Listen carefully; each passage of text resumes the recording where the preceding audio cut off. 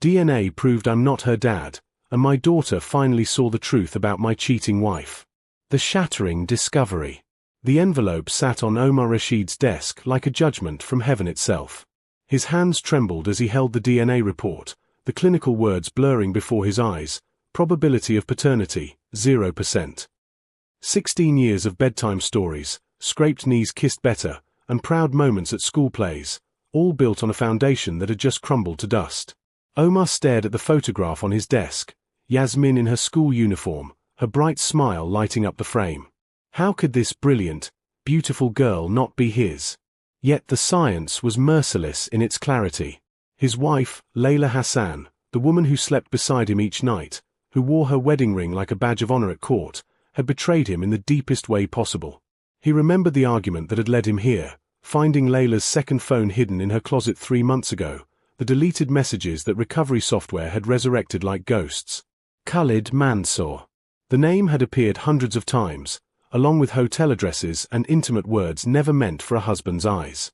The test had been Omar's desperate attempt to understand the full scope of the deception. Now he had his answer, and it was worse than he'd imagined. That evening, Omar watched Yasmin practice her presentation for school, her animated gestures so familiar they made his chest ache. She noticed his quietness. "Baba, are you okay? You look sad." Omar forced a smile, reaching out to gently touch her cheek. "Just tired from work, Habibti. You're doing wonderfully. I'm so proud of you." The words were true, even if the biology wasn't. As Yasmin returned to her notes, Omar made a silent vow. Whatever happened next, he would protect this child he'd raised as his own. Love, he decided, was stronger than blood. It had to be, the confession and the divide. The confrontation came on a Thursday evening, after Yasmin had gone to her room to study. Omar sat across from Layla in their living room, the DNA report between them like a chasm. "How long?" His voice was steady, though his heart hammered against his ribs. Layla's composure, her lawyer's mask, finally cracked. "Omar, I can explain. How long have you been with Khalid Mansour?"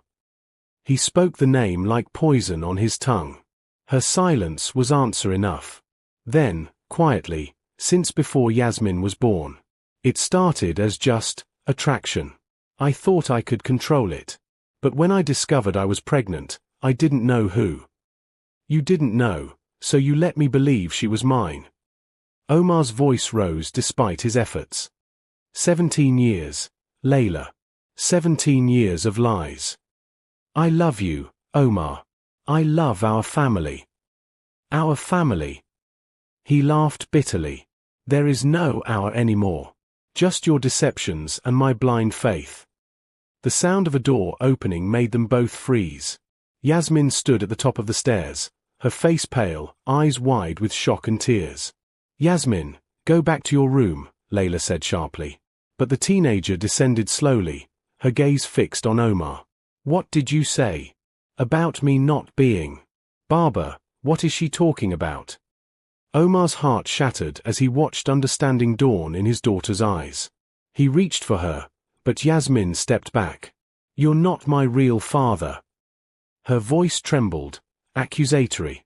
"Yasmin, I am your father in every way that matters. Every way except the truth." She turned to Layla. "Is this why he's been acting strange? Because he found out I'm not really his?" "Habibti, please listen," Omar began. "Don't call me that." Yasmin's tears flowed freely now. "You've been lying to me my whole life. Both of you." But her anger focused on Omar, the one whose world had just shattered alongside her own. "You probably don't even want me anymore." "That's not true," Omar said desperately. "I love you. Nothing changes that. Everything changes." Yasmin ran back upstairs, her door slamming with finality. Layla moved toward the stairs, but Omar blocked her path. "You've done enough damage. Let her breathe." That night, Omar slept in the guest room, listening to his daughter's muffled sobs through the walls, each sound a dagger to his already bleeding heart. Patience through the storm. The following weeks were torture. Yasmin refused to speak to Omar beyond monosyllables, spending most of her time with Layla or locked in her room. The house became a battlefield of cold silences and avoidant glances. Layla moved out after 2 weeks, taking an apartment closer to her office, and to Khalid, Omar suspected. Yet Yasmin chose to stay in the family home, though her reasons seemed rooted more in habit than affection for Omar. Despite the rejection, Omar maintained his routines with quiet determination. Each morning, he prepared Yasmin's favorite breakfast, ziyat al-manakish and fresh orange juice. Most days, she barely touched it. He still drove her to school when she missed the bus, enduring the silence in the car. He attended her basketball games, sitting alone in the stands while she pretended not to see him. "You don't have to keep doing this," Yasmin said one evening, her tone icy. "I know you're just waiting for me to move in with Mama." Omar looked up from the dinner he was preparing. "I'm not waiting for anything except for you to understand that my love for you never required DNA confirmation. That's easy to say now. It's the truth I've lived every day since you were born." He set down his knife carefully. "Yasmin, I changed your diapers, walked you through nightmares, taught you to ride your bike. Those memories don't disappear because of a test result." She turned away, but not before he saw the confusion in her eyes. The breakthrough came small and gradual. Omar noticed Yasmin watching him sometimes, when he meticulously ironed her school uniform as he'd always done, when he reminded her about her science project deadline, when he stayed up late repairing her broken laptop instead of simply buying a new one. One Friday, he found a note on the kitchen counter in Yasmin's handwriting, "Thank you for breakfast." It was good. It wasn't forgiveness, but it was acknowledgement. Omar's heart lifted with fragile hope as he carefully folded the note and placed it in his wallet, a small treasure in the midst of devastation. Eyes opening to reality. The shift began on an ordinary Saturday afternoon. Yasmin had gone to meet Layla at a cafe downtown, and Omar was left alone with his architectural blueprints and the silence that had become his companion. His phone rang 2 hours later, Yasmin's voice tight with something he couldn't identify. "Baba, can you pick me up? Please." He was in the car within minutes. When he arrived, Yasmin stood outside the cafe, arms wrapped around herself despite the warmth of the day. Her eyes were red-rimmed. "What happened?" Omar asked gently as she slid into the passenger seat. "He was there. Khalid." She spat the name. "Mama introduced him like he was someone important I should know. She told me he's my biological father." Omar's hands tightened on the steering wheel. "How did that make you feel?" He looked at me like I was an inconvenience. Yasmin's voice cracked. Like I was some obligation he never asked for. He shook my hand. "Baba." My hand. Like I was a business associate. Then he spent the whole time talking about his investment portfolio and barely looked at me again. Omar pulled over, turning to face his daughter. "I'm sorry you had to experience that."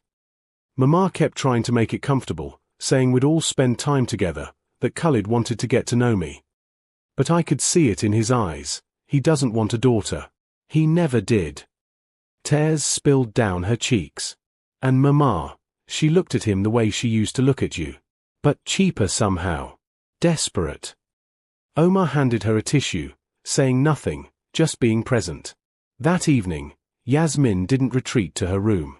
Instead, she sat with Omar as he reviewed his work, occasionally asking questions about his designs. Later, while making tea, she spoke quietly. "I found Mama's old journals last week.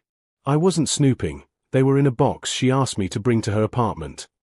Yasmin stared into her cup. There were entries from when she was pregnant with me. She wrote about not knowing who the father was, about choosing you because you were stable and safe. Like you were a backup plan. Omar's chest constricted, but he kept his voice calm. That must have hurt to read. She wrote that Khalid was exciting but unreliable. That you would be a good provider. Yasmin looked up, her eyes searching his face. "Baba, you stayed because you loved us, didn't you? Not because you were trapped or obligated." "I stayed because you became my whole world the moment I held you," Omar said honestly. "And yes, I loved your mother, or who I thought she was. But you, Yasmin? You were never a question. You were always my answer. Yasmin broke down then, truly and completely, and Omar held her as she cried, not the angry tears of betrayal, but the grieving tears of a daughter realizing which parent had truly seen her all along. Rebuilding on truth. 3 months later, the house felt different, lighter somehow, despite everything. Omar and Yasmin had started new routines. Friday movie nights where they'd critique films together, Sunday morning walks in the park where they'd talk about everything and nothing, cooking experiments that sometimes ended in laughter and sometimes in takeout. Yasmin had moved beyond forgiveness into something deeper, understanding. She saw now how Omar had absorbed the pain of betrayal while still showing up for her every single day. How he'd never badmouthed Layla despite having every right to his anger. How he'd given Yasmin space to process while never withdrawing his steady presence. I wrote my college essay about you, Yasmin said one evening as they sat on the balcony watching the sunset paint the sky in shades of amber and rose. Omar looked surprised. About me. About what real fatherhood means. About how biology is just the beginning, but love is the choice we make every day. She smiled softly. My counselor, Miss Noor, helped me see that you chose me every single day, even when the truth could have given you an easy exit. There was never an exit I wanted to take, Omar said, his voice thick with emotion. Yasmin leaned against his shoulder, something she hadn't done in months. I know that now. I'm sorry it took me so long. You were protecting your heart. I understand that better than anyone. They sat in comfortable silence as stars began to emerge. Layla's divorce papers had been signed last week. She'd moved in with Khalid, though Yasmin visited occasionally out of duty more than desire. The relationship was cordial but distant, a daughter recognizing her mother's humanity while no longer idolizing her choices. Baba. Yasmin's voice was soft. Thank you for never giving up on me, even when I gave up on us. Omar kissed the top of her head, his heart full despite all the breaks it had endured. You are my daughter, Yasmin. That was never up for debate. As the evening deepened around them, Omar realized that sometimes love's greatest test isn't in the easy moments of joy, but in the hard moments of truth. He'd passed that test not through grand gestures, but through quiet consistency, showing up, staying present, choosing love even when love seemed impossible. Yasmin squeezed his hand, and in that simple gesture, Omar found his redemption. Not from his failures, he'd had none in being her father, but from the fear that truth would destroy what they'd built. Instead, truth had refined it, burned away the false foundation and revealed the bedrock beneath, unconditional, chosen, real. Lessons from the heart.